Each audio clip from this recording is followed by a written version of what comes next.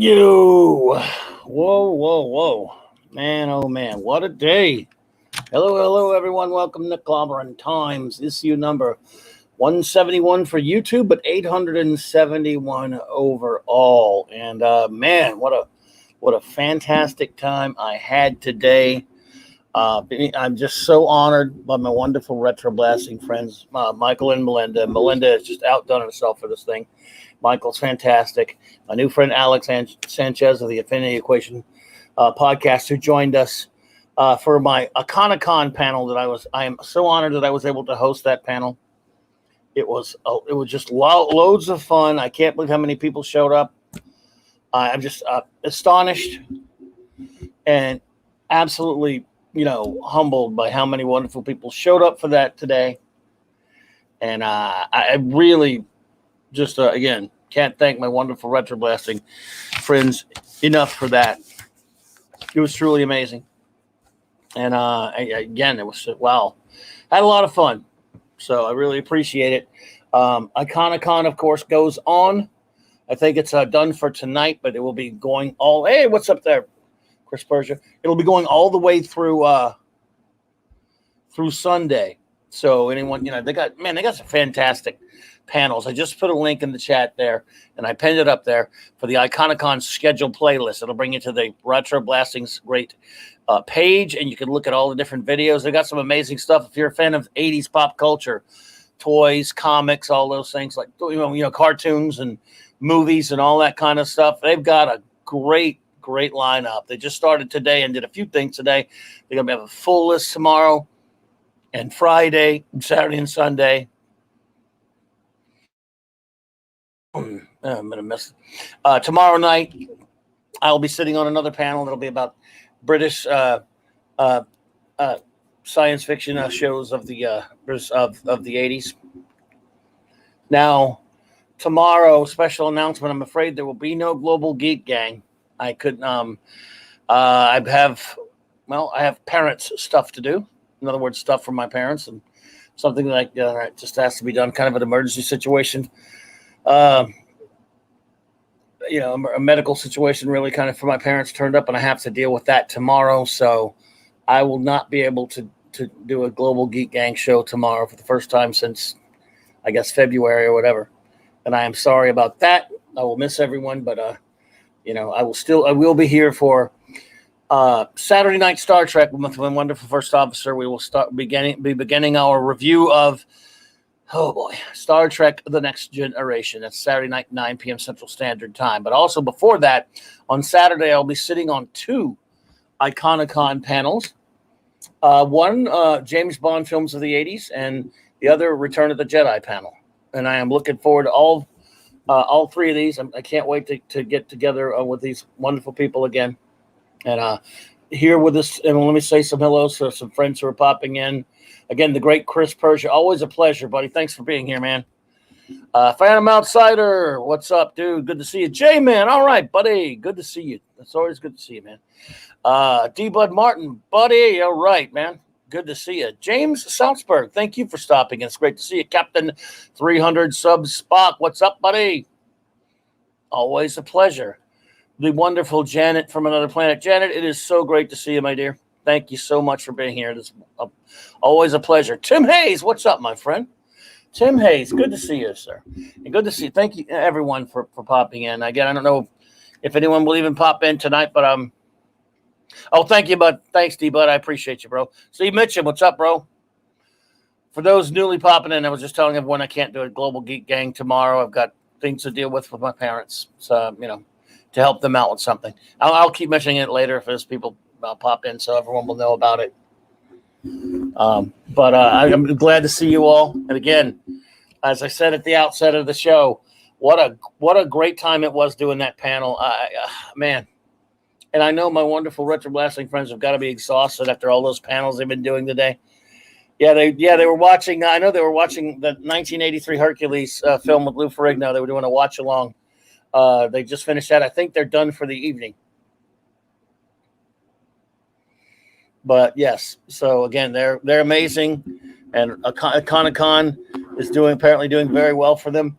I had no idea we would have so many people attend and watch. It was true. It was truly amazing, and it was great, just great. Had a lot of fun. Just had a lot of fun doing what I love to do, talking about the geekness now. And so but still, this is the regular scheduled show. So I thought I would pop in and just talk a little bit, before I have to get up early in the morning, of course. Yes, yes, Steve Mitchum, the Frigg knowing, yeah.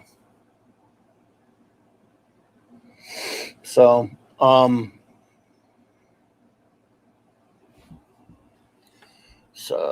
see what else is going on. Let me see here. Let me go to that schedule. Yeah, because they were so nice, to have me on with them, and I can't thank them enough. So I'm going to read down the Comic-Con schedule real quick, just to give everyone a basic idea of what is on the way. Pat S., what's up, bud?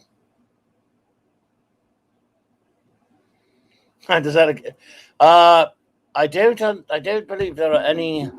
I don't believe there are any religious connotations to the stream from this afternoon whatsoever, Pat S. I'm sorry. Brigadier, I think our pass is catching up with us. Oh, my dear. Oh, my word. No, I'm sorry, sir. You'll have to actually go to church for a mass. I do have a lot of mass. Does that count?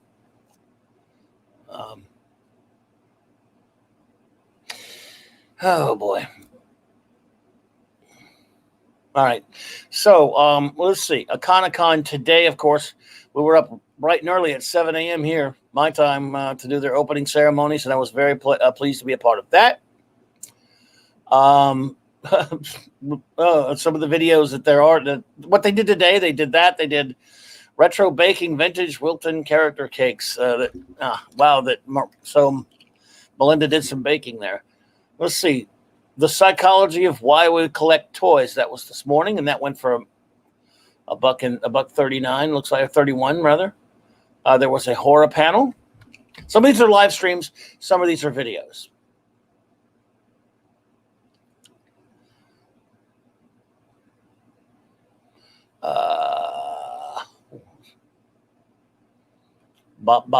So where were I? Okay. So some of these are and will be live stream, some videos, but they're all up there. The ones that are done are all up there. Then let's see, the horror panel. Then they have a coming of age in Hollywood, a conversation with Keith Coogan of Iconicon. That was, I believe, that was a stream. Then you had Clobberin Times Iconicon special panel, comic shops of the 80s. I hope we focused on that adequately enough for everyone. I mean, I could go on about all those comics I talked about, and I can go on about it for a long, long time. But it's just so much fun hanging out with those guys. You never know what they're going to say, so I loved it. It was great. Then they did one. I think this may have been this was a panel, I believe. Iconicon, The True History of Thundercats by Leo Convoy. And then they topped off the evening with a watch along, as I said, of Hercules 1983. So let's see here. Tomorrow, July the 8th, it will start out with a Valaverse presents an Iconicon panel, What and Why We Collect. That's a panel. Then it will be a premiere of a video, History of the Real Ghostbusters Toys, the old show Real Ghostbusters. This is a lot of 80s. It's all about the 80s here, folks. Argos Toy Catalogs, Iconicon live stream. Teenage Mutant Ninja Turtles, the first 2 years. Iconicon panel live stream. The Great 80s Movie Debate. Highlander, Star Trek 4, The Breakfast Club. Iconicon live. That's a live stream. Okay, let's see here. Ted Millich, good to see you. Thank you for popping in, sir. Prime Syndicate, hello there, hello there, hello. Good to see you. Oh, thank you, Prime Syndicate. I appreciate that. Thank you for the kind words. I had a great time doing it, and that's the kind of stream I like to do here. Just have fun and a little bit laid back and just talk about something that we love. That's what we're all about over here, and I really appreciate you popping in, sir. Thank you so much for the kind words. Let's see here. Also tomorrow for Iconicon, 80s metal decade in review. Melinda is a metaler. She's a metalhead. She loves that stuff. So there you go. Iconicon. And tomorrow there's also a panel. Wow, an interview with the great William Stout, who is a very well. If you know comic book, even though he's not a comic book artist per se, but if you're a fan of comic art, it kind of akin to it because he's a fantasy artist. And so even though he's done a few comics here and there, but he's a well-known fantasy artist. He's great with those dinosaurs. Wow. Also tomorrow at 5 p.m., Keeping Scores, a conversation with Bruce Broughton and the founders of La La Land Records. Bruce Broughton, he has done some great soundtracks, some great. Oh, thank you, Prime Syndicate. Thank you for that. I appreciate you for subbing. Thank you. I thank you to all of anyone who has just subscribed. Thank you so much. Bruce Broughton did, in addition to the score for Silverado and Tombstone, many, many others. He's a great composer, and he's a great film scorer, if that's a word. Now it is. So that's a great one. That's a great one there. And then at 7 p.m. tomorrow night, 7 p.m. Central my time, I should say, because I think these times are adjusted to my time. But you can check it if you follow that link that I have pinned at the top there. It'll tell you for your area. It'll give you I think it'll adjust the time for wherever you are. British TV of the 80s. I am so honored to be sitting on that panel. I can't wait. Then after that, Tomahawk Review. I guess you G.I. Joe fans will know what that is. Then another one after that, the great G.I. Joe comics debate. I know that my buddy Michael's going to love that one. He loves the G.I. Joe, and he loves the comic by Larry Hama, the old one. So that's going to be great. Oh, well, Ted Milich, thank you for being here. I appreciate that. It is an honor to have you. Anyone new here, welcome to Clobberin Times. We have a great crowd here. Just to let you know, Kogi Pan, what's up, buddy? Just to let you know, we have a great crowd here. Everyone is very accepting. We are friendly. I don't have viewers or listeners. I have friends. And it's here. This is, I always wanted to be, since I did a panel on comic shops, and I used to own one. There you go. Eric will get here and tease me about it. And, but I want it to be like that, hanging around the comic shop or the con, wherever you are, meeting fellow geeks and just hanging out and having a good time talking with them. I always want that to be the atmosphere here. Sure, we don't always agree on everything, but, we have fun. That is... That's what we're all about at Clobberin Times, what I've always been about in the 12 years I've been doing this. Only a year on YouTube, but 12 years overall. And so I appreciate all of you being here. And we love when new folks show up. So we really appreciate you. There's also Vintage, Masters of the Universe, Battle Ram Restoration, and Custom Key Sled, Toy Polloi. And that's going to be a video. Okay. They have videos. Like I said, a lot of these, some are videos, some are live streams. A live stream Stephen King movie adaptations of the 80s. But I know who's going to be emceeing that one. A premiere, this probably video, interview with Boglan's and Sectar's creator, Tim Clark. Some of you guys who are big fans of the 80s, and some of you guys who are retro blasting fans, are always going to get the references, even if it's a reference to something obscure. Mark D with a C, what's up, bro? Oh yeah, I watched that too, bud. Now Chris Persia's going after me. I see how you are, Chris Persia. The great Chris Persia. Good to see you there. I've always appreciate you being there, bro. Let's see here. Oh man, this will be a live stream. Toy that disgusted us. Wow, I like that. That'd be fun. Let's see, the past and future of sword and sorcery. Well, there you go. Because most of that didn't sort of begin and end in the 80s in a sense. Well, maybe not completely, but then comparing the cuts, Legend. Yeah, that is a movie oblique. I got to meet that movie Obluette. I forget.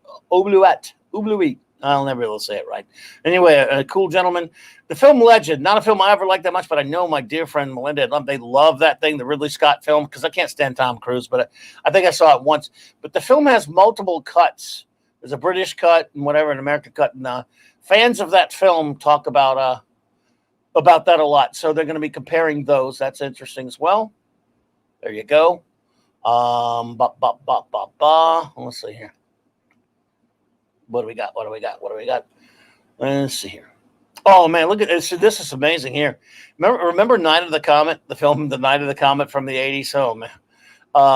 Kelly Maroney and Catherine Mary Stewart will be interviewed on a live stream. The two, at the time, of course, very young ladies from the film, and now still absolutely lovely ladies. Because wow, they're still beautiful, and that is so cool that they're going to be interviewing those lovely ladies about that. I mean, I remember, I have not seen that film in a long time, but I do remember it well. How to make custom anti-Eternia He-Man Masters of the Universe Origins Iconicon. That will be a video. I don't know much about that one, but He-Man, well, you know, Masters of the Universe fans, He-Man's fans, they will know. Lasting impact of the big three, Masters of the Universe, Transformers, or G.I. Joe. That's a live stream. This next one seems to be a video from Worldcast Bullshitters in search of Axel Foley. I love it because I love the Beverly Hills Cop films. So that's very cool. Sergeant Slaughter's Slaughterhouse. Welcome. Good to see you. Thank you for being here. Thank you for being here.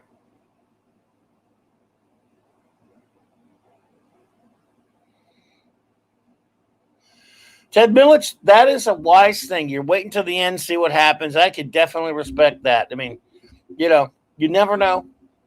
It's not easy to end things. So, hey, reserve judgment to the ending. I don't blame you at all, sir. Don't blame you at all. Oh, I love this stream. This is one I would probably like. If I get a chance, I definitely would watch it. Canon Films review and trivia match. Yeah, because Canon Films, remember them? Oh, boy. A premiere of a video, Bionic 6 Part 1. Can we get some logic? Classic cartoon review. Man, there's nothing like a Michael French retroblasting cartoon review. They are fantastic. I love them. Of course, I love Michael. He's a great friend and a great buddy.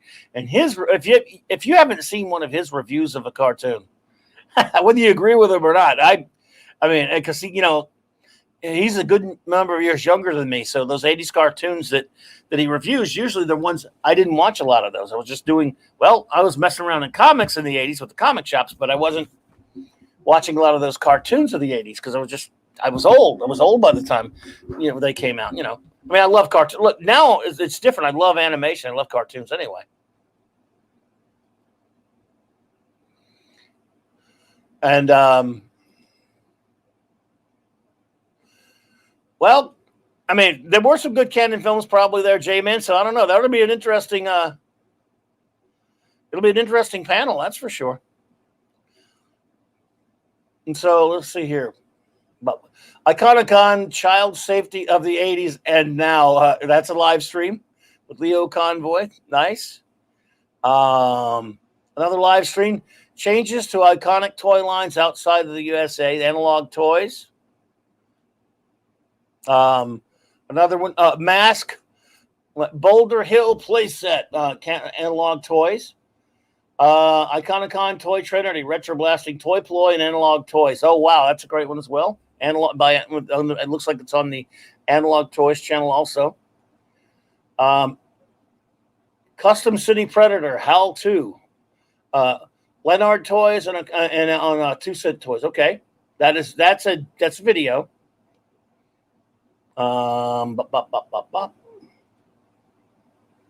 Here's one, man. I tell you what, a lot of my buddies. I gotta find my buddy Nick Weiser and tell him about this one. He might like this. I know he'll like this because my good buddy, 32 Flavors of Nick Weiser, who has a channel, by the way. If you have not, you should go check him out. He's a great dude.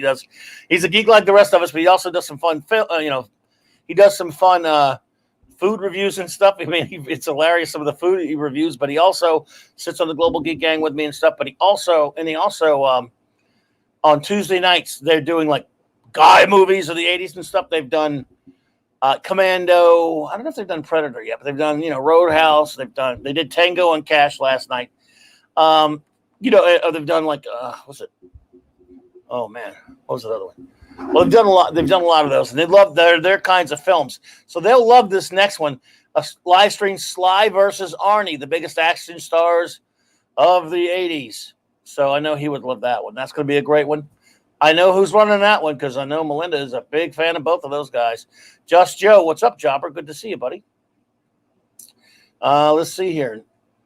Here's what 80s shopping spree competition. That's a live stream. I wonder if that. Wow, that's a curious one there. I can't wait to see that because that one's must be about that old those old 80s ads on the old comics Marvel used to put on there about the winning of Toys R Us shopping spree. We never know who won that. Maybe we'll find out who won it. Here's a video that I'm jealous of and I'm definitely going to catch it because I wish there'd be a stream on this. I wish they were doing a stream on this movie. I want to be a part of it. The Brilliance of Tron. I love Tron. One of my favorites.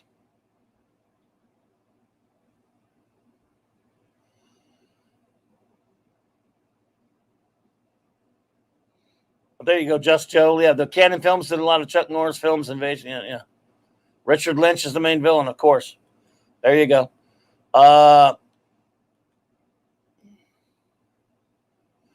Let's see here.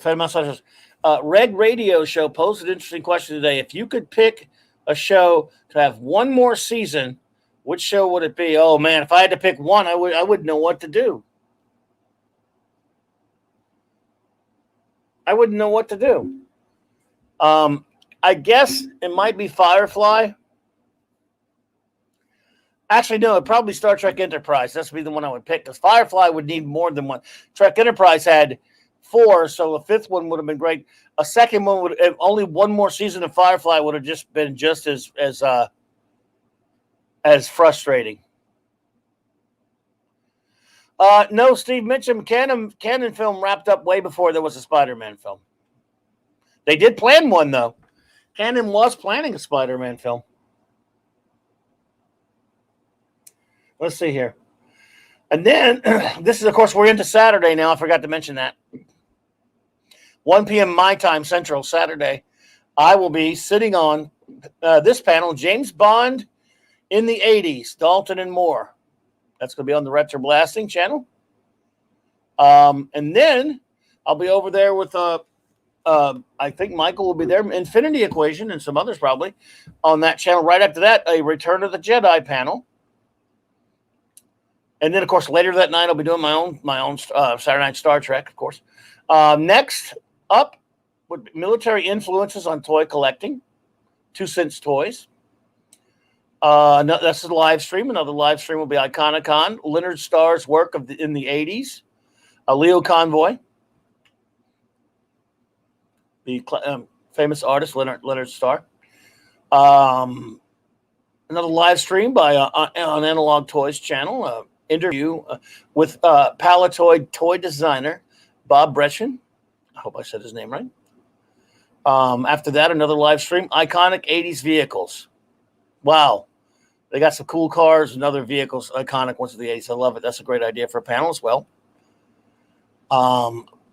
That's Sunday. We're in Sunday now. Then, of course, let's see here. Sunday, Iconicon Game Show Finals, Trivia Showdown. There you go. That looks like fun. Then the importance and impact of imagination. That is a video. Another live stream, Worst Toys to Repair. There you go. Because as you know, Retro Blasting does some great repair videos and stuff. Then on Sunday, wow, this is huge. A huge one here as well. They're all great. The Last Starfighter. And they're going to have Lance Guest and Catherine Mary Stewart, the stars of the film. And a lot of people, it's a beloved 80s film, Last Starfighter. Last Starfighter is a classic. And then finally, 80s movies costumes is also a live stream, the best and worst of the decade. So that's just an amazing assortment of panels. That's fantastic.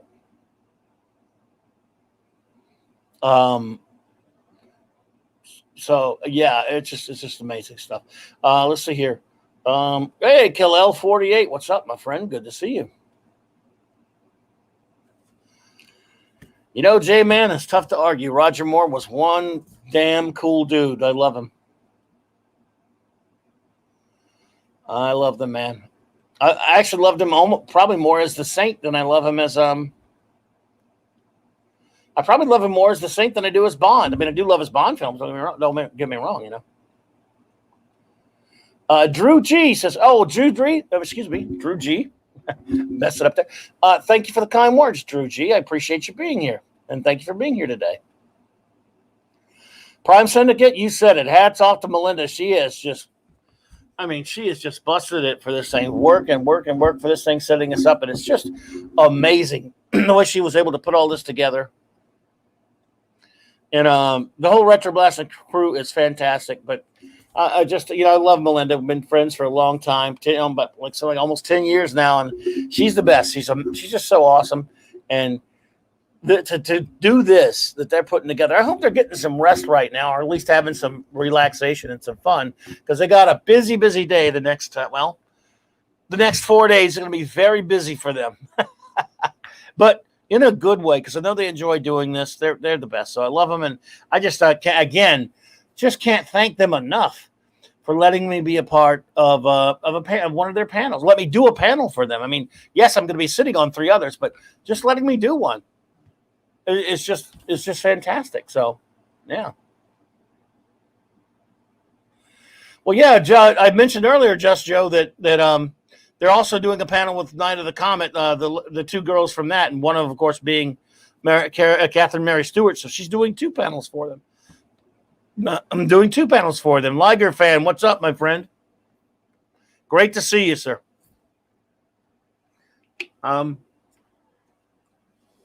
Let's see here.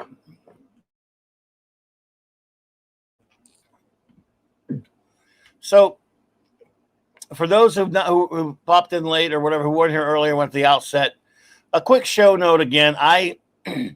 Tomorrow, for the first time since February, there will be no Global Geek Gang. For those who are not familiar with the Global Geek Gang, every Thursday, well, until this week, of course, the Global Geek Gang gathers on 1 p.m. Central Standard Time. And sometimes we've done a couple of roundtables with a specific topic, but other times we just, hang out and geek around. We show things from our collections, or we talk about, geek stuff. We just have a good time. It's a bunch of us, and it's a blast. And we have such a great group, and it's a lot of fun. And we cover various topics of the things we love.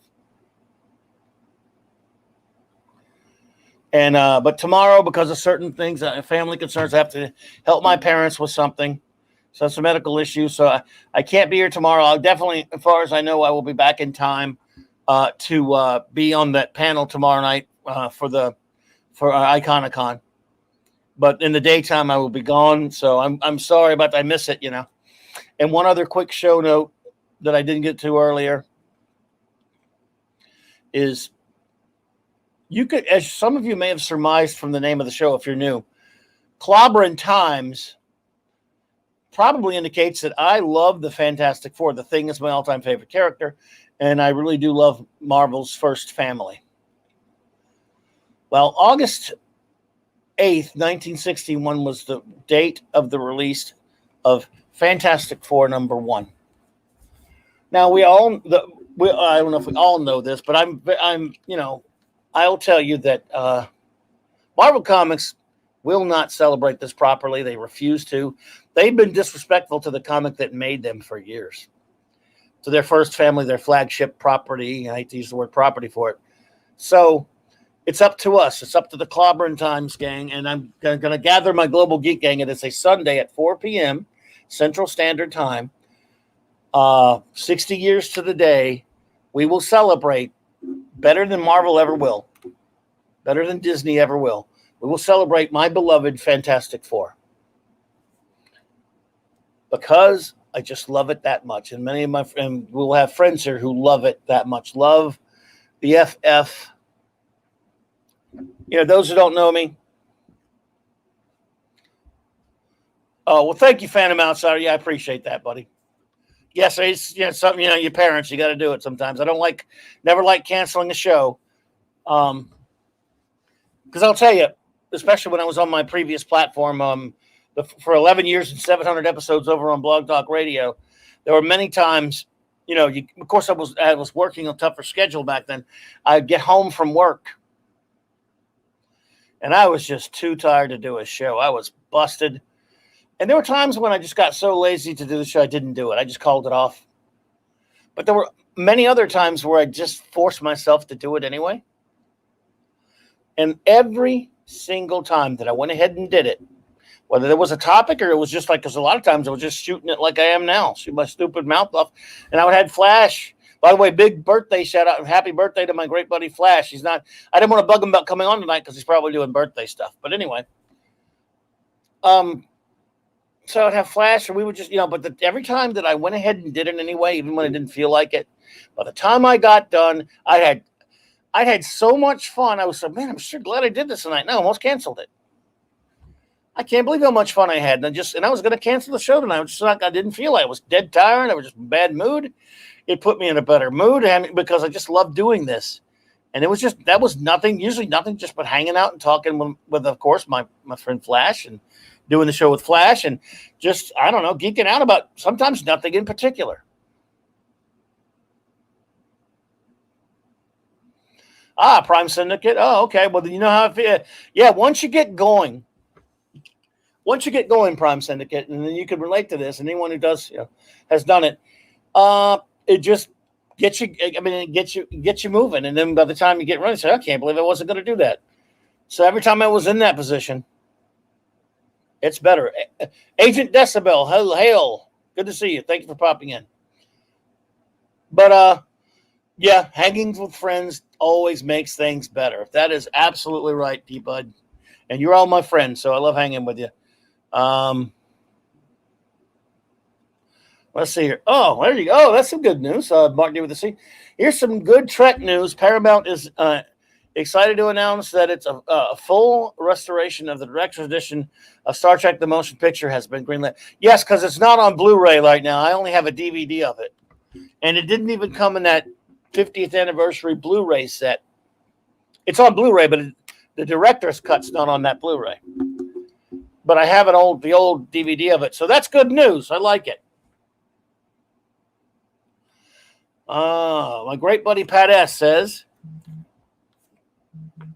let's see here. 1 second, everyone. I've got a technical issue.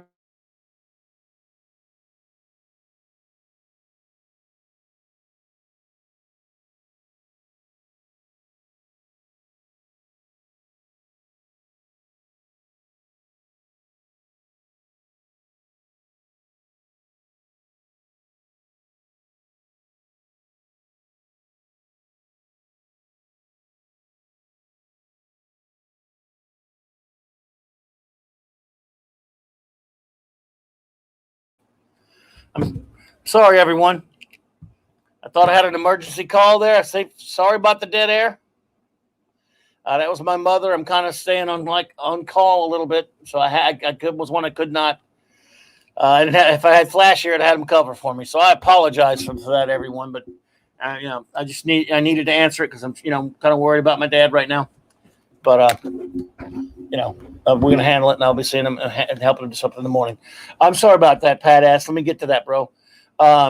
Your retro blasting buddies, I've asked him a couple of times about how to get old cigarette smoke smell out of G.I. Joe's bought 80s, 90s.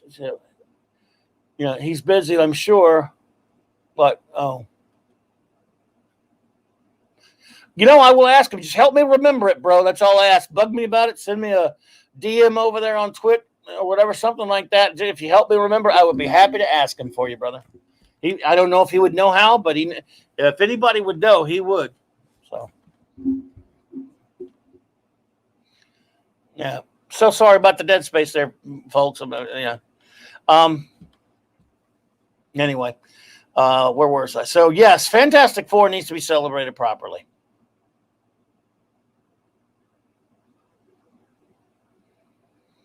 And we're going to do it. So I'm looking forward to that. And, of course, even though we can't have the Global Geek Gang tomorrow, we will be back. For those who are new to the channel, if you're a Star Trek fan, starting the beginning of the year, the very outset of the year, my wonderful First Officer, the amazing Raquel Briggs, and myself, we have embarked upon a mission. We are reviewing Star Trek in its entirety. And for us, Star Trek is 1966 to 2005. I don't consider anything else to be legitimate Star Trek. You could, by the way, I know it's legally called that. And anyone who likes anything, look, around here, if you could like anything you want to like, and other than maybe kidding around with you, look, all opinions are welcome. And we could love you whether we agree with you or not. So if you like anything else with that, don't think you're never mistreated. I mean, we joke I got friends who like stuff they don't like, and we joke and kid around with each other. And we might hate it, but if you like it, that's fine. But for us, it's the only legit Trek is 66 through 05. J-Man, thank you for being here, bro. Great to see you, buddy. So we've decided to review it all. And to that end, we started and we reviewed all of Star Trek, the original series, in production order.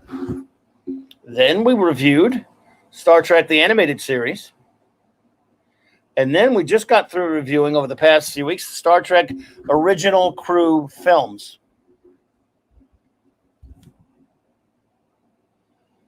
And now, starting this week, starting this Saturday night, 9 p.m. Central Standard Time, we will be reviewing Star Trek The Next Generation. After that, DS9, then Voyager, then Enterprise. And then after that, we'll find something else to review. And we do 4 episodes a week. So we're going to do the first 4 episodes of TNG this week. And for those who don't, what we do is we when we do our review, reading information from it and whatnot, and talk about it a lot, we interact with our wonderful chat, and we always ask you after we get done with our review. For those who don't know, I'll ask Raquel her rating, and she'll rate it A through A, either A through F, like rate A, B, C, or D rating, and then I'll give my rating. Then I ask our chat, and then the chat gives us their rating and comment on the episode. It's very interactive, and we just have a blast doing it. I hope the chat, if the chat enjoys it, anyone as much as Raquel and I do, it's an awesome time. So we just have a great group, and it's a lot of fun, and we appreciate everyone who hangs out with us. Kal-El48 says, I was just wondering, what's your opinion of digital comics as a method of preserving classic comic books? I'm all for it. I'm not someone who's down on digital comics. Now, Cal, I'm a big believer in owning the physical copies. I love owning the physical copies. But that said, I have a good friend of mine, for example, who is a hardcore collector.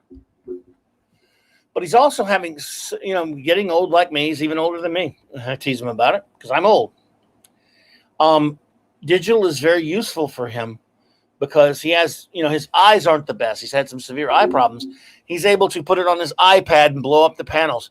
I sometimes use digital I'll put it on, whether it's on my phone or whatever, and I'll sling it to the television, the big screen TV, and blow up the panels. I love seeing that beautiful comic book art panels and arrangement and stuff blown up on the big TV. And I have no problem. People who don't like digital, I do believe, sure, I don't think they should go digital first. They should be, put a comic that's already been printed on digital is fine, though. I don't think they should make comics strictly for digital, or I wouldn't prefer that. And they do it sometimes, but as long as you do a printed copy as well. But I have no problem with digital like a lot of people do. I even have a Comicology account, and once in a while I'll grab something off of there. They had a sale on Comicology a good number of months ago, and it was something like 98 cents or something for a bunch of Masterworks. Yes, it's digital, but still, they're old Bronze Age Masterworks. To me, these comics, don't get me wrong, not knocking collectors. I love collectors. Some of my best friends are collectors. I can't really collect anymore, so expensive. So, I still have a lot of my collection, but nothing like it used to be. I like getting cheap trade paperbacks and cheap hardcovers because to me, the important thing is the story and the art. This is an art form. And I like having an original just as much as the next guy, but I also like having them compile the great stories and art compiled into these trade paperbacks and compiled into these hardcovers.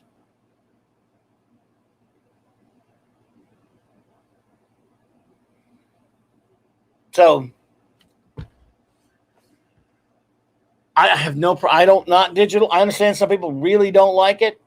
I have no problem with it. And like you asked there, Cal, about it being a way to preserve old comics. Yes, you can put a lot of old comics on there, and at least they're preserved. You can read them because you see the format that they are printed in.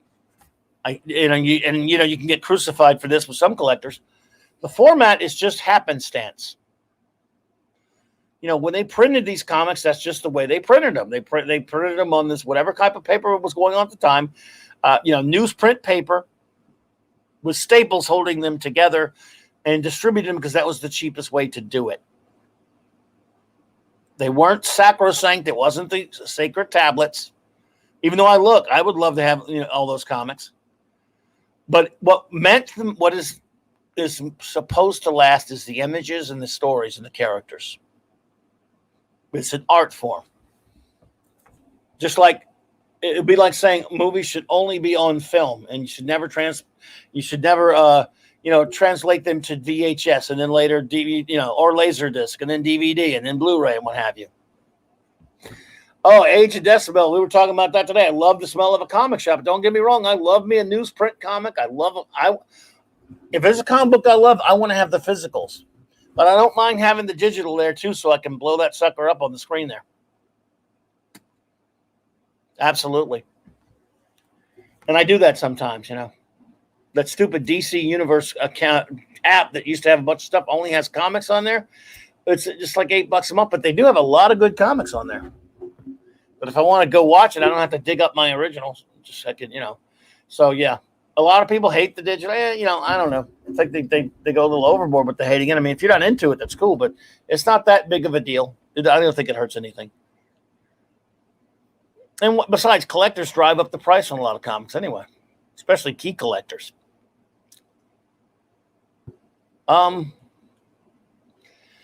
But to sort of recap a little bit, to elaborate a little bit on some of the things that from today, and before we get going out of here, because I know it's late at night for everyone.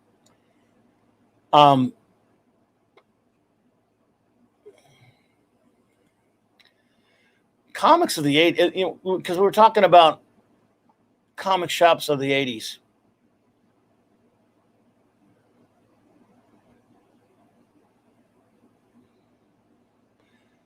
Comics of the 80s.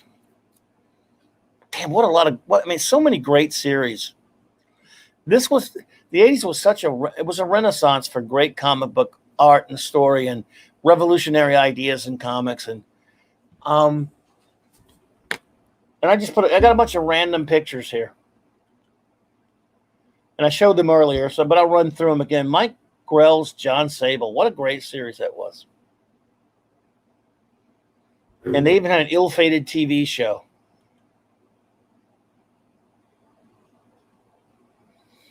Absolutely, Ted. We gotta use our eyes. Use our eyes to the best of our ability.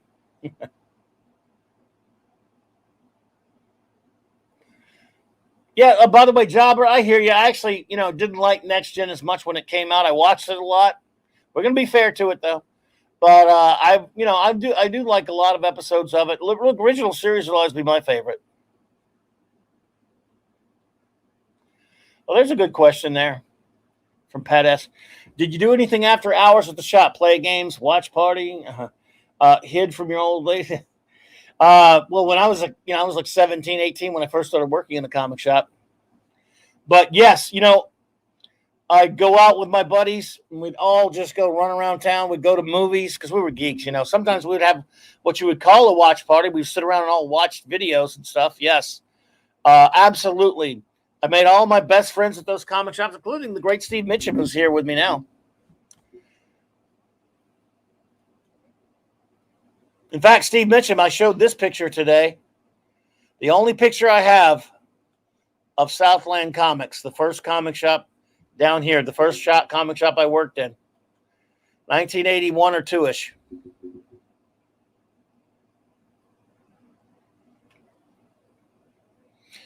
And Pat S., when I had my shop when I had it later in 1988, I had a couch in there, and I had a big gigantic TV. Yes, it was old, big monster, in my VCR. We watched videos all the time. Yep, I thought that would bring back memories.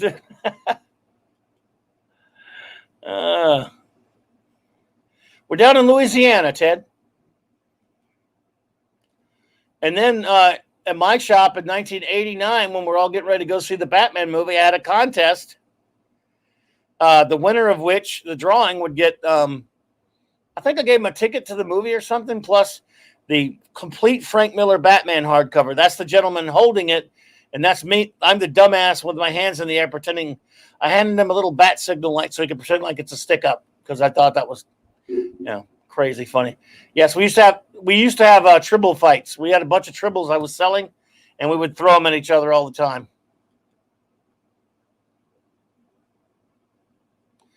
Oh, cool, Ted. Southeast Texas. You're close by, bro. There you go. Close by, man. But anyway, man, comics were just, this is when I was so excited about comics, more excited than I've ever been about as far as new comics coming out. Because, like I said, I had Grell's John Sable. Then you had Grell's Star Slayer, which took forever to come out. But look what was in the back of issue number 2. Dave Stevens' Rocketeer. My God. I fell in love with Judge Dredd. It's the first comic that made me go outside of my superhero comfort zone.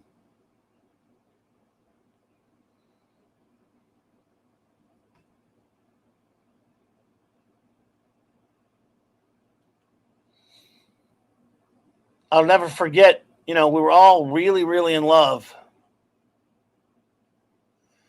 at the time with Frank Miller's Daredevil run. So much so that, when he left it, well, we were disappointed until this came out.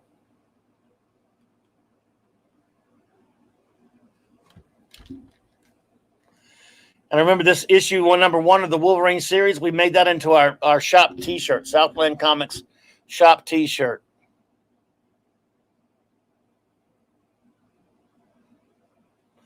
Oh, yeah, D-Bud loves Star Slayer, man. It just took forever to come out. Star Slayer not only gave us D-Bud, it not only gave us Rocketeer. Damn, dude, it also gave us, let's see if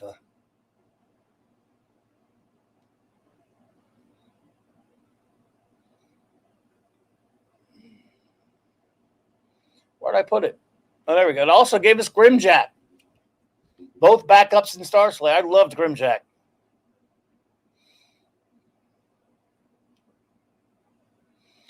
Yeah, but that I'm the best at what I do, but not very nice. What I do is not very nice. Love that Wolverine series. And it's funny, after that Wolverine series, when Miller, left Marvel to go to DC, we ordered the hell out of this sucker. It was one of the first. It wasn't prestige format, but it was in higher quality paper. That $250 cover price would be like $10 now.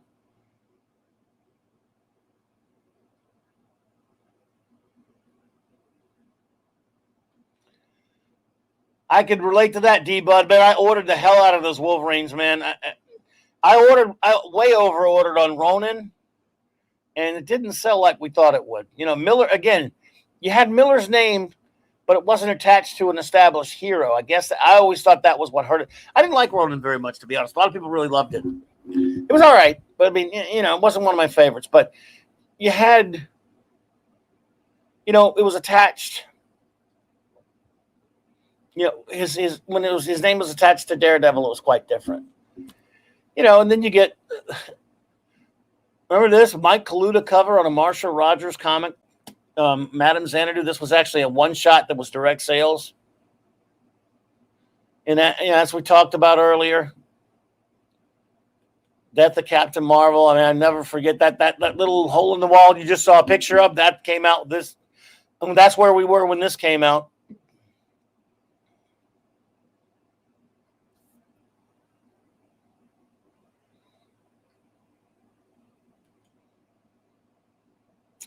And then some other comics I loved back then. I loved.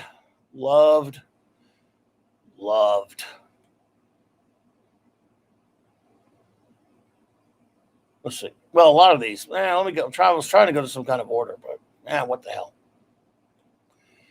Remember when Kirby went to Pacific Comics?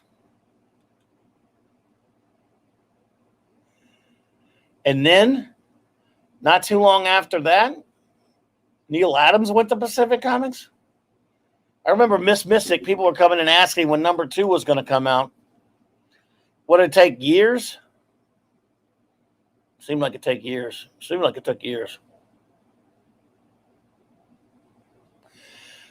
Oh, yeah, look, Phantom Outsider, God Loves, Man Kills by Claremont and Brent Anderson. That was a great X-Men story.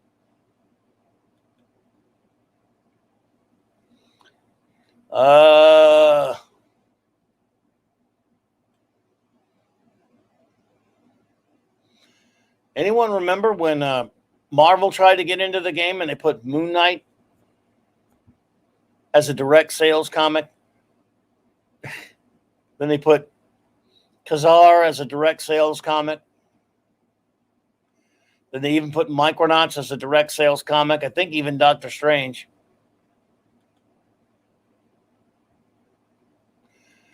Destroyer Duck, you say? I love Destroyer Duck.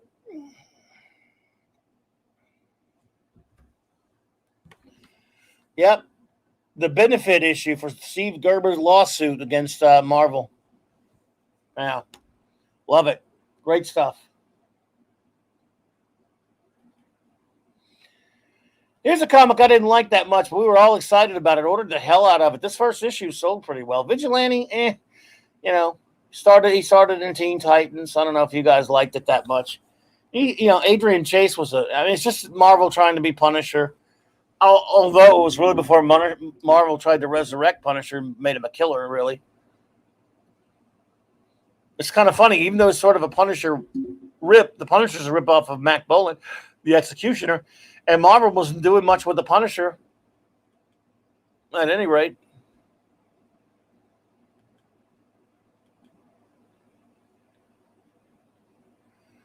Let's see. A done called Schemer, art by Steve Dillon. If you know it, can you recommend something? I didn't buy Screamer. I know it, but I remember it. I can't say that I bought it. I like Steve Dillon's art. Wasn't Dillon doing Legion 89 at that point too? I can't remember. Maybe not. So I can't really name anything similar. Prime Syndicate because other than seeing it, I don't know what the comic was about. I must admit. At that point, I wasn't buying a lot of DC. I think I was starting to get away from Marvel and DC. So I can recommend a lot of stuff, but as far as something similar, I don't know. I can't remember exactly what Screamer was about. If you gave me something, a little bit what it was about as possible. Well, it did sort of had Howard the Duck in there, yeah. So, but so I'm sorry about that. Let's see. Put that in the wrong spot there. Syndicate, I'm sorry about that. There was kind of Retrofusers, a gang story. Well, I do remember Slash Morale by Paul Galassi. That anyone remember? I got to ask next time if you get a chance to ask Mike Barron. Remember Sonic Disruptors? It didn't even last. It didn't even finish. It was supposed to be a maxi series.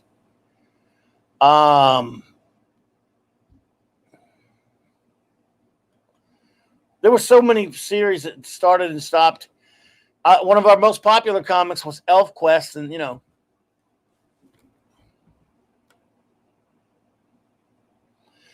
someone said Elf Quest is still going. Weird.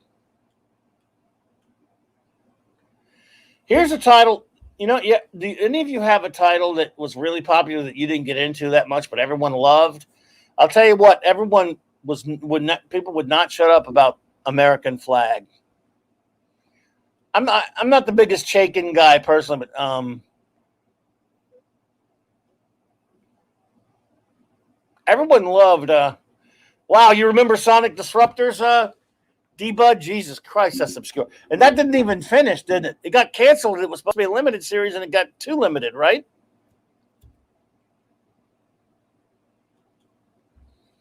Why do I remember that crap? Of course, Joe Kubert never got to really do Redeemer back then, but hey.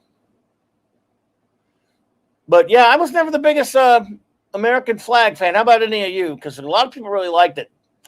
I'm gonna pop an obscure one on you though, there, D-Bud. This was I ordered the obscure stuff.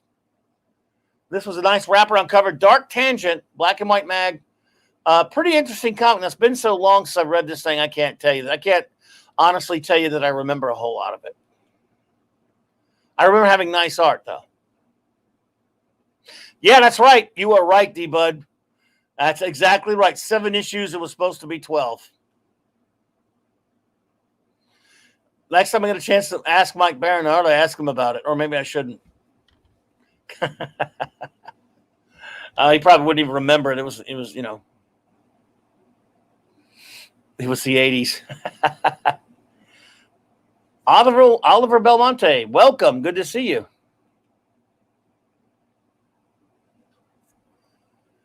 After reading all those stories, I developed a mild headache, but very entertaining. A toast to Wolfman Press. I love, my thing on Crisis on Infinite Earths there, Oliver. And I thank you for being here. Appreciate it. I love me some Wolfman. I really am a big fan of Marv Wolfman. Of course, who isn't a fan of the great George Perez? I mean, he was just terrific. But art aside, I have a lot of problems with it because it was concocted largely by Jeanette Kahn to retcon DC's continuity, and I don't like that it was done for that reason. Personally, it's a good. I mean, hey, it's an irresistible read, but it's got a lot of stuff in there I wish they hadn't done. Personally, I'm a Barry guy. Killing Barry from Wally pisses me off. Always will. What can I tell you? But I hear you, and it's I do have that fantastic poster that's by Perez and Alex Ross. It's like 5 feet long, still framed on my wall. So Crisis was great for that.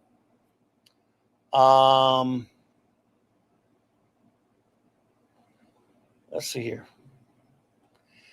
Prime Syndicate. I really liked Nathaniel Dusk. That was an interesting comic there. Black and white, pencil drawings by the great Gene Colan. That was an interesting book. I never got Boogeyman though. I'm not sure about that one.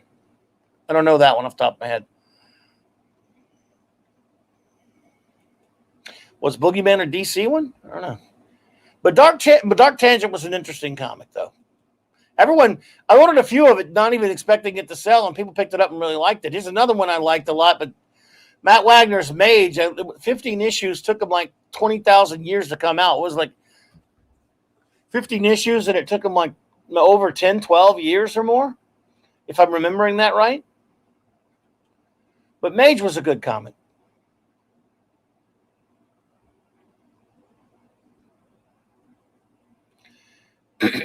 Well, I don't have any ROM covers, but I'll never forget ROM. Pat, I loved ROM, man. I don't care who knows it. ROM Space Knight from Galador, indeed, sir. Oh, yeah, well, I love me some Ditko there, Prime Syndicate, so yeah, I'm with you there.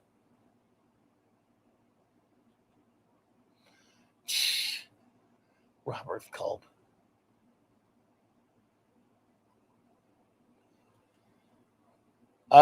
Let's see here. Anyone remember this one? I really love this. Is one of the funniest things I've ever read in my life, and I do have the big gigantic ass version of it, of course.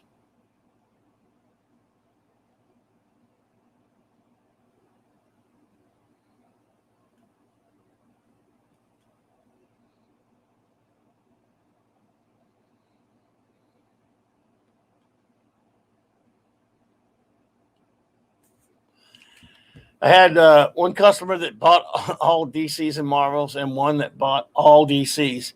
They were the only, I think, that bought Sonic Disruptors. I'm just glad I'm not the only one that remembers Sonic Disruptors.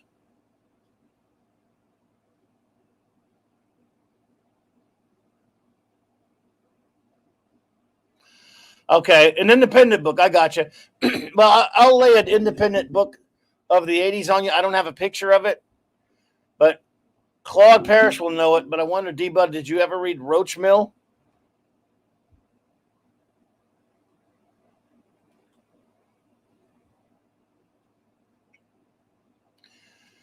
It's another one that, excuse me, I think probably only Claude and myself ever read. I still have all this. Anyone read Wordsmith?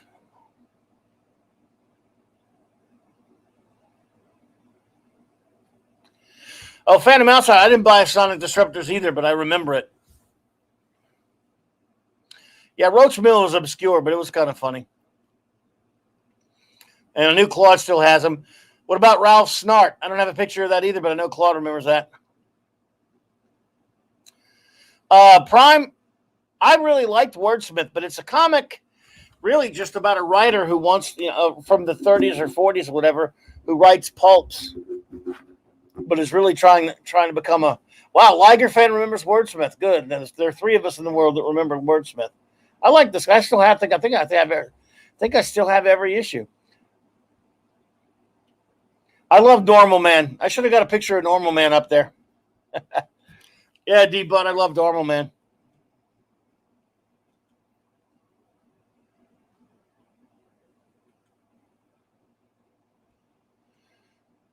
These are two of, speaking of Mike Barron, two of Claude's favorites. I know everyone, I know a bunch of, some of you read Nexus.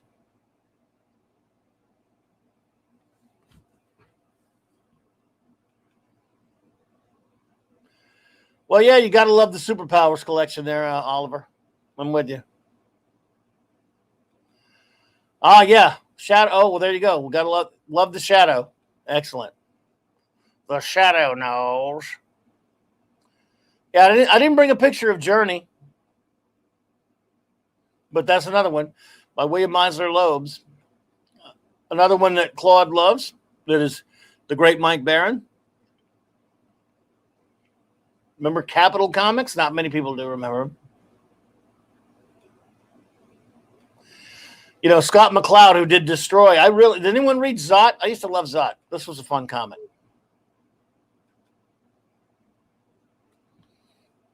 Yeah.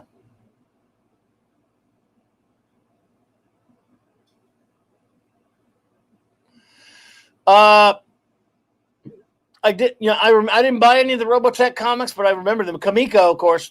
Those were big sellers. Yeah, I figured you'd have sold a bunch of those. Those were huge.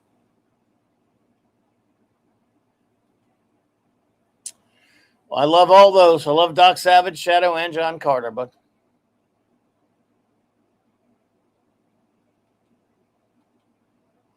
I definitely remember DNA Agents and Crossfire. Didn't Dan Spiegel do Crossfire? And Will Munoz did DNA Agents. He did worked on a lot of animation stuff. I didn't buy Scud, but I know about it.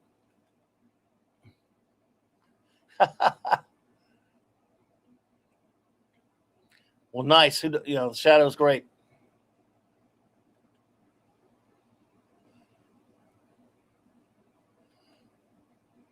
Robotech novels. Okay, there you go. I think I bought the Prowler, if I'm not mistaken. I can't. That's another problem. I've messed with and saw so many comics and dealt with so many comics. Sometimes I can't remember. Sometimes I can't remember if I bought it. Like, for example, this was huge. I never bought Love and Rockets, but I respect it. A lot of people loved it. This was this was a popular comic. This wasn't the kind of comic I picked up, but it was huge. Here's one from Claude Parrish. He loves. This is still going on. Usagi Yojimbo is still in publication, from what I understand.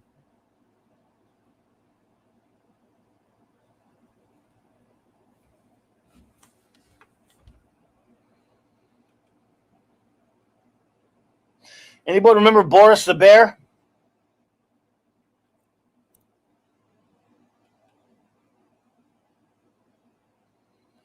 I know we got some people to remember, but I should have got, I don't, like I said, I wouldn't able, this only lets you add so many pictures. Little tribute to Chuck Dixon, who was on, I was on with him on the comic book roundtable last week. Airboy. Looks like a Tom Yates cover.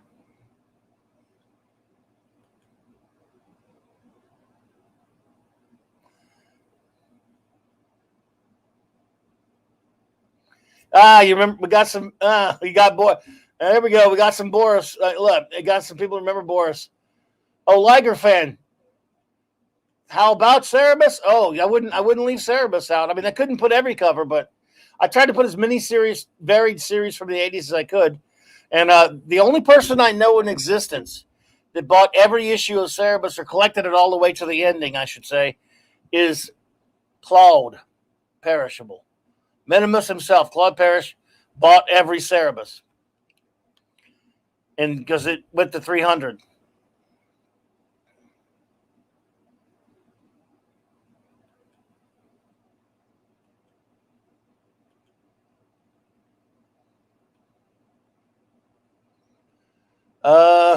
Remember when Teen Titans went direct sales? I always found that to be a curious move by DC.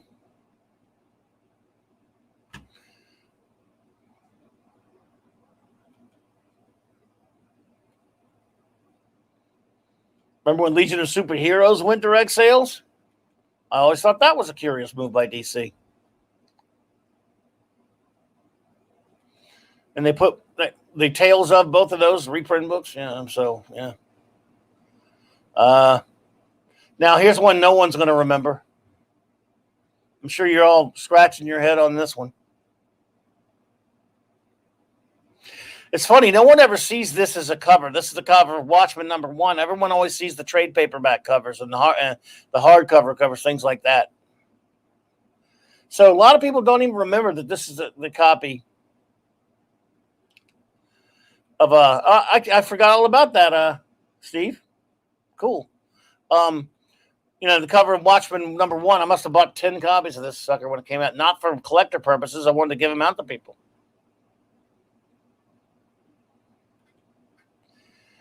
Want to get controversial? This is a comic I had a lot of problems with. I liked it. I liked the first couple of issues, but I did not like the 4th issue.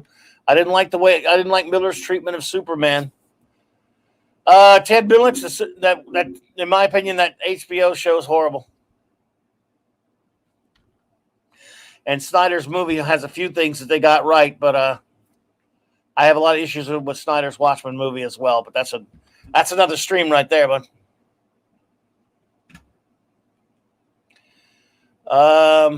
Let's see here.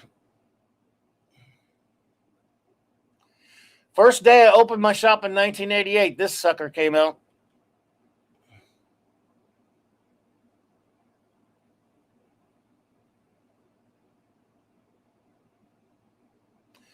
Yeah, I forgot to put Longbow Hunters up there, man. But I didn't forget. I ran out of space.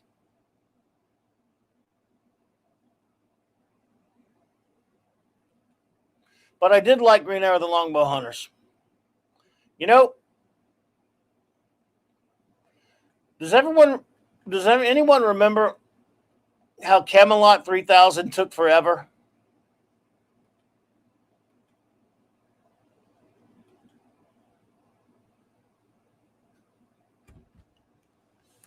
This comic, great Brian Boland art, because he was a great artist.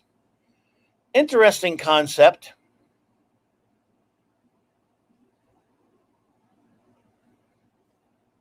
But by the time I don't know what they get to, like issue 5 or 6.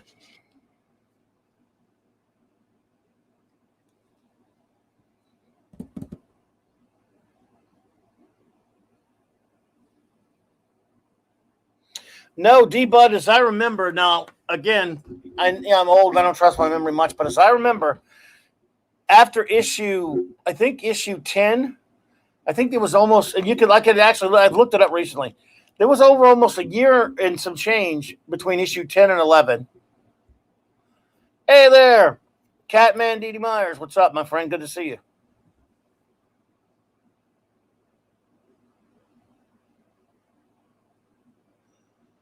Oh, well, thank you for the good, kind words. I appreciate you, D.D. Myers. You're the man. Thank you so much. So there was over a year and some change between issue 10 and 11. And then there was, between 11 and 12, there was even more. I mean, people just forgot. Everyone would ask, hey, when's Camelot 3000 coming out? Never. The later issues of Watchmen took some time as well, but not like this one. And of course, no talk of the 80s would be complete without what Alan Moore did with Swamp Thing. I mean, we talked a lot about Alan Moore stuff. I mean, I love so many of the things he did.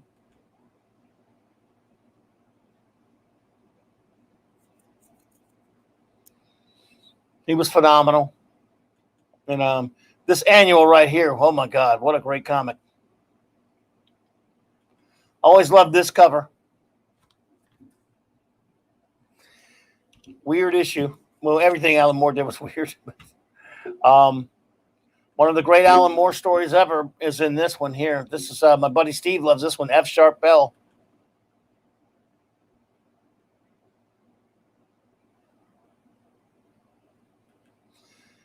Liger fan, ask and you shall receive.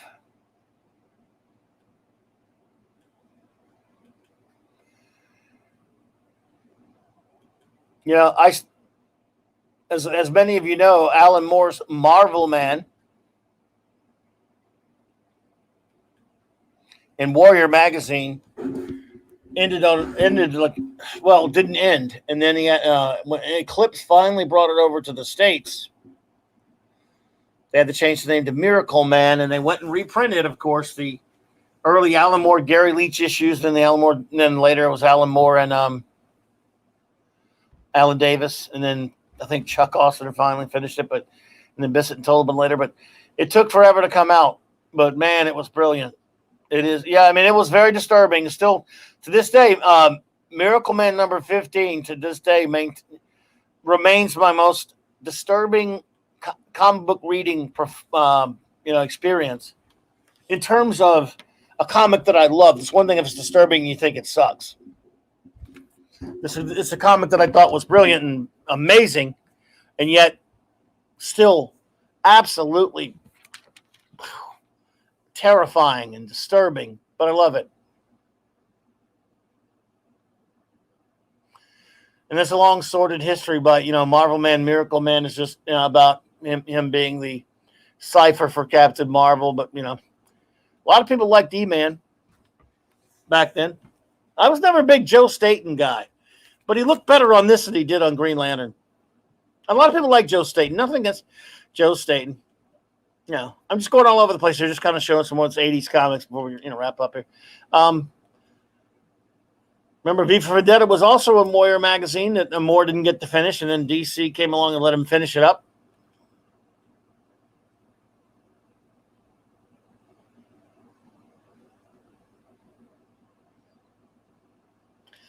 I never picked up Hero Sandwich. I know about it. I remember Hero Alliance, Liger fan. Komodo. Oh, my.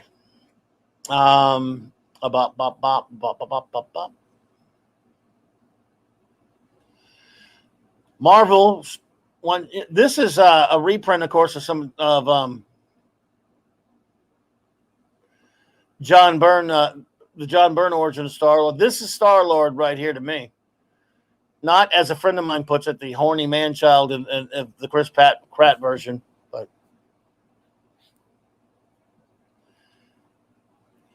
yes, I liked Invincible as well, Ted. Very disturbing, but fairly. It changed some stuff from the comic, but not, or just it rearranged a lot of stuff from the comic. I read the comic for many years, but I really did enjoy Invincible. But you can't. That's right, early Bart Sears on That's Bart Sears. That's right on Liger fan on Hero Alliance. But you can't You know, you can't recommend Invincible to everyone though, because it's pretty disturbing as well. Especially watching it animated like that, it's bad. It's bad. But I liked it. I liked it. Bop bop bop. Never read this one much. D-Modder was okay, but, Mr. X was pretty popular back then. One of the greatest comics of that or any decade, though, was this one right here. Superman Annual number 11. For the man who has everything. Just love it. This is one of the greatest. Critzable, hello there. Good to see you. What Alan Moore did for Superman, the few stories he did. He obviously continued and did a lot of other stories in the 90s under the name of Supreme, which I love. But he said goodbye in a brilliant, beautiful way, said goodbye to the Silver Age, my beloved Silver Age Superman. I'll always love the crazy bastard for that.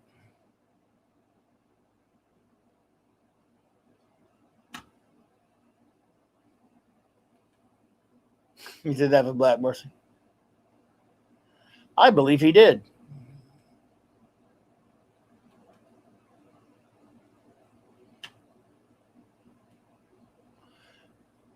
Of the mainstream comics of that era, I was really loving what Paul Levis was doing on this Legion title. Even though this comic book right here breaks my heart because John Byrne, who destroyed my Superman and my Superboy, if you have to finish up a character, they gave him a pretty well done ending. Although they shouldn't have done it. This heartbreaking comic right there for me. One of the greatest comics of that or any era also was, of course, Daredevil Born Again. When Miller returned to Daredevil. Hey, Eric K., what's up, bro? Good to see you. Always a pleasure, my friend. When Miller returned to Daredevil for 7 issues, in my opinion, and this is not everyone agrees, probably, I don't know. In my opinion, he even surpassed his original run, which was brilliant. I love this one here, this run. But, man, Born Again, I have this cover of the trade. This is a great cover. Dave Mazzucchelli was perfect, I thought. I love Miller and all, but in this case, he just writes it. Because, and he had Klaus Janson inking, so there was a similar look to it. But Mazzucchelli was better than Miller, let's just be honest. He didn't do a lot. He also did Batman Year One, which had its faults, but I like it. They changed some stuff here and there. This was a fun comic for a while. A lot of fun. Kevin McGuire and J.M. DeMatteis did a great job on this book. I really enjoyed this comic for a while. Yeah, give me a red indeed, Steve Mitchum. I love the bit in this in Born Again when Captain America shows up after he's fighting Nuke, while Daredevil's fighting Nuke. And the captioning, Miller did a great job of writing it, sitting up saying, a voice from a soldier that could command a god. It has him saying, put these fires out. And this next shot is the god being Thor. And it says, a voice from a soldier that could command a god and does. Because he's Captain America. And that was just great Captain America worship.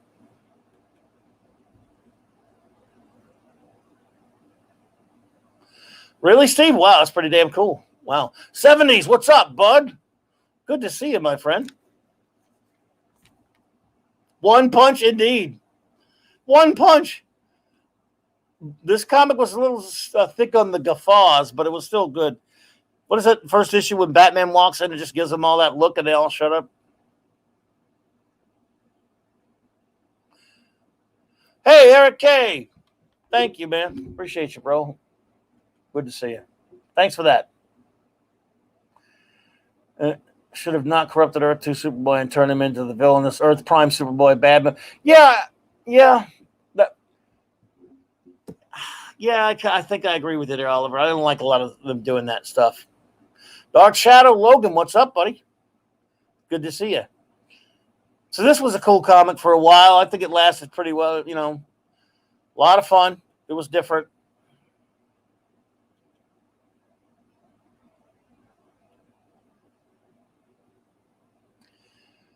And then, of course, The King and I. A terrible picture, but that's not circa 1990. Me hanging out with the king of comics right there. Joe King, welcome. Good to see you. Do I think comics have become too preachy nowadays? I don't buy new comics, but everyone who reads them and talks about them, I would answer in the affirmative. Way too preachy and agenda driven, in my opinion, sir. I would rather see entertaining comics and stories. See, I make a deal with these people who make comics and movies and TV and say, I tell you what, I'll give you my phone number. You can call me up and insult me all you want. How about leaving it out of the entertainment? You can call me up, call me an istinophobe and all that stuff all day long, and that's okay. But how about leaving it out of the entertainment? Just keep making good, go back to making good stuff. Deal? But, of course, there won't be a deal. But yes, the king of comics, the two greatest geek experiences of my life. And the first time I met him, I bought this page of original art from him, the only original art, Kirby original art I own. I have a Kurt Schaffenberger page as well. Crucible started penning your own comic book today. Oh, well, there you get your own comic. Well, that's great. Fantastic. People should make your own comics. You can do a lot better than anyone else is doing. So,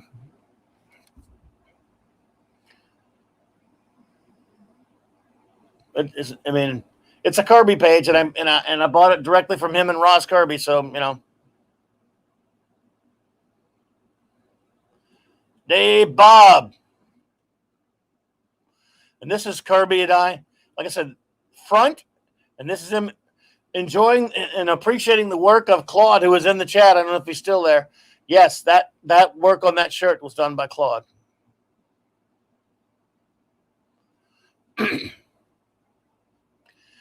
Dave Bob, I don't have a bedtime really, even though I'm supposed to be up at 6:30 in the morning tomorrow. So, but yeah, I don't have a bedtime. I should have one, but it's always good to see you, brother. It's good to see you all here. I appreciate you all hanging out tonight. For those who are just popping in, again, I'll close out with this. I had just a marvelous time today talking about comic shops of the 80s on my panel for Iconicon today with our wonderful retro blasting friends. It was fantastic. They were just amazing. So that was great fun, and so many wonderful people showed up. He fell asleep a half hour ago. So,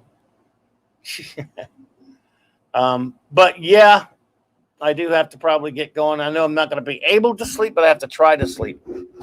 Or I have to get up and, go help my parents do stuff. And as I said, announcement to any of my friends who were not here earlier. Unfortunately, no Global Geek Gang tomorrow. I had to cancel it because of sort of a medical situation going on with my parents. I have to help them with something. It's nothing too horrible, but I have to, I can't be here. So that's we'll be back next week, same bat time, same bat channel. Thank you, Pat S. Brother. I appreciate you, man. Appreciate all of you. You're all fantastic. All of our old friends and all of our new friends.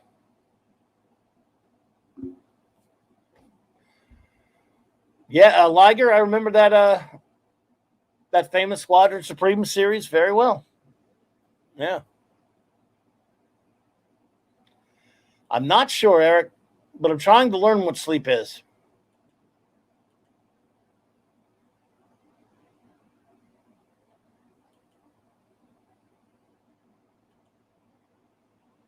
I thank you, man. I appreciate that. So,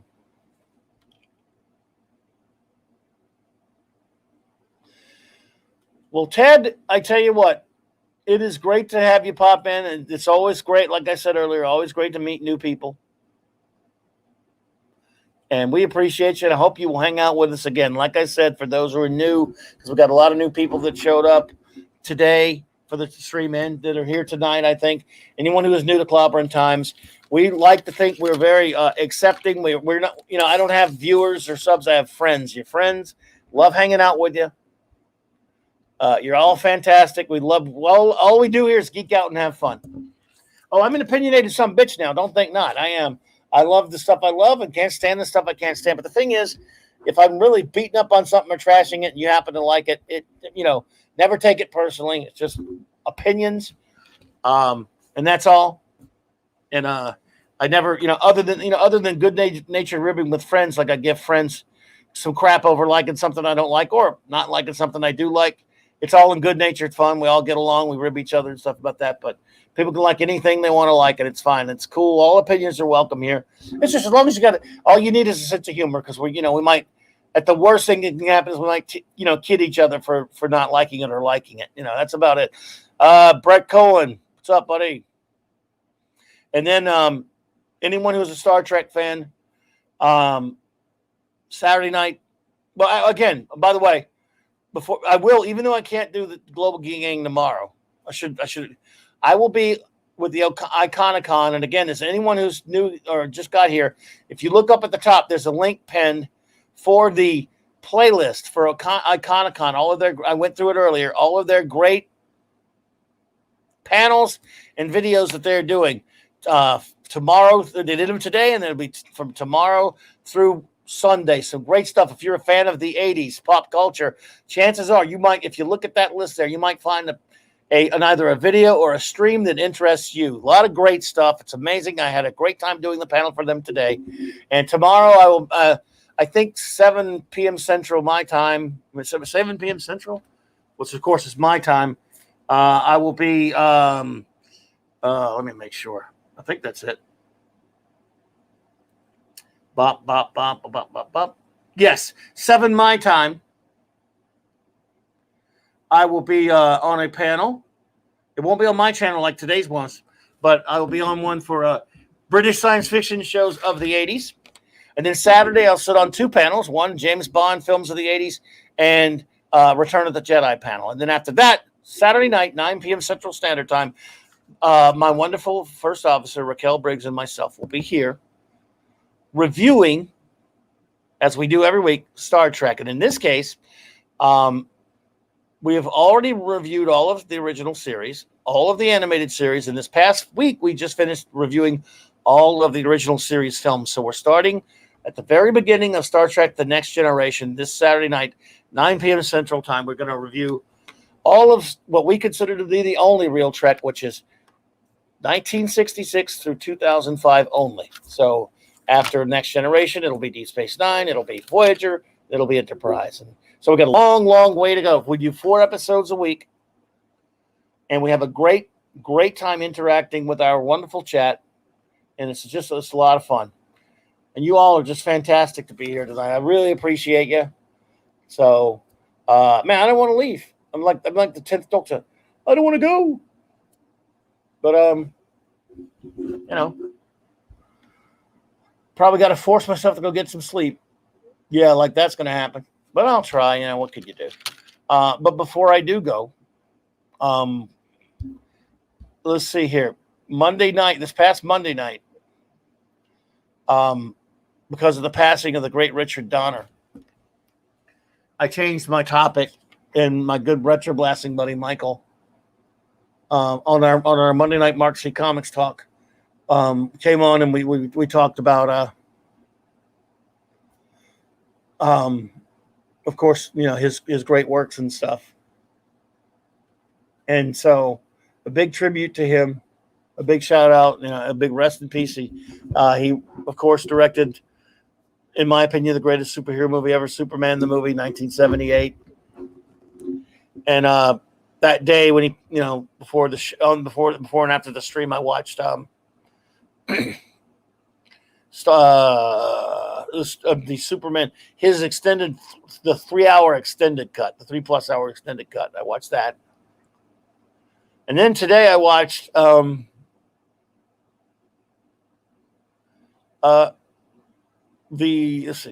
it last night?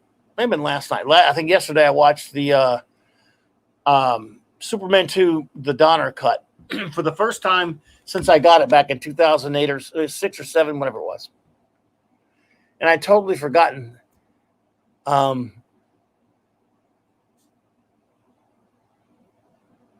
Wow. But we're here to honor the man, not criticize him. I really despise the Richard Lester cut, but there's some things wrong with the Donner cut as well. And in the not too distant future, and I don't mean the next Sunday AD, I will try to get Michael from Retroblasting to come on. We'll talk about the Donner cut. I think he would find that interesting. And so one last show note. As I said, and I've been saying, this is way in advance, but Marvel Comics will not adequately celebrate the wonderful Fantastic Four, their flagship title, their first family. Yes, by the way, while I'm doing this, if you want to throw up some of the other Donner films you love, we talked about them the other night. If you got any Donner films you love, let me know. The Fantastic Four. They won't celebrate it properly. So, it's up to us. August 8th, 1961 was the release date of Fantastic Four #1. Well, on that very day, 60 years to the day, August 8th, 2021, 4 p.m. Central Standard Time on a Sunday, the Global Geek Gang, I will gather my Global Geek Gang, and Clobberin Times will celebrate the Fantastic Four, the Great Imaginauts, properly, because Marvel just doesn't know how to do it. Let's just be honest. They can't do it. So it's up to us, folks, and we will do so, my friends. And again, yes, hey, he gave us Christopher Reeve.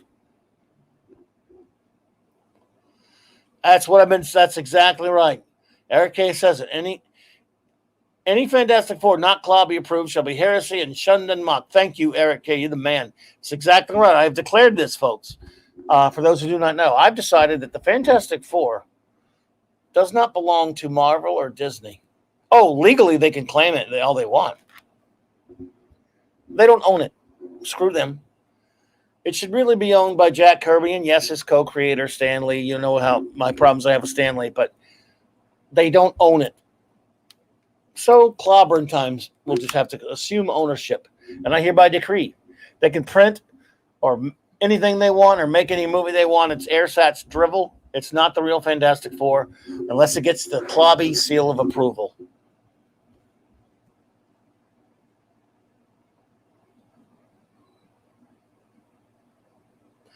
Just the way the cookie crumbles. So, Marvel, Disney, screw you. We will handle the Fantastic Four 60th anniversary celebrations, and you guys can go screw. Because you're crap. You're crap. All right, everyone.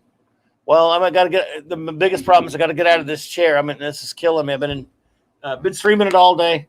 So, everyone, please check out Iconicon. There's the link in my description up there, and it's pinned to the top. Check out their playlist. See if there's anything you want to go see. We really appreciate you. And of course, there are many, many links to many other great channels in my description below. I want to thank all of my new friends, all of my new subs, and all of my fantastic friends who showed up today at the Iconicon panel and here tonight. You are all amazing. I don't want to go. I was just having you here, but I know it's a tough night. I know it's a late night for you all, you guys. So fantastic. You're all the best. Dave Bob, I think I'm up to like 30 days straight with streaming somewhere. And I only do 4 of my own show a week. Have a great night, everyone. It might be past 30 days. I can't really remember. But all right, here. Take care, everyone. Have a great night. You're the best.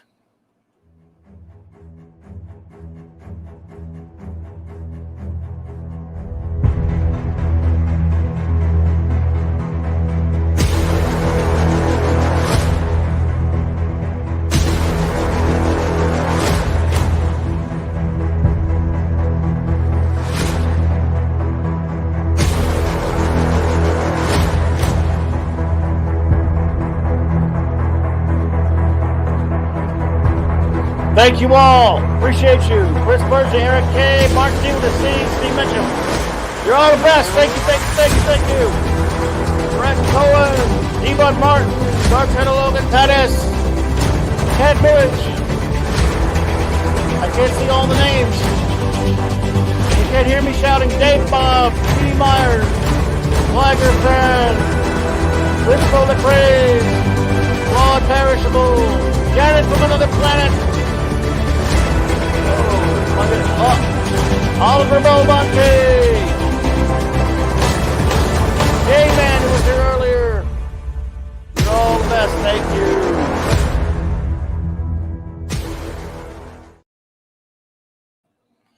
And it takes a while to